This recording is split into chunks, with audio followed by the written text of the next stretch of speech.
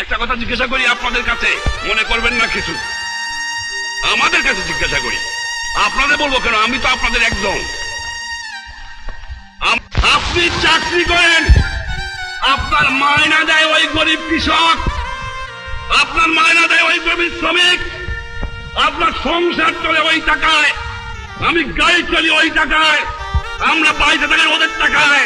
ওদের সম্মান করে কথা বলেন, ওদের ইজ্জত করে কথা বলেন, ওরাই মালিক, ওদের সংসারই চলে।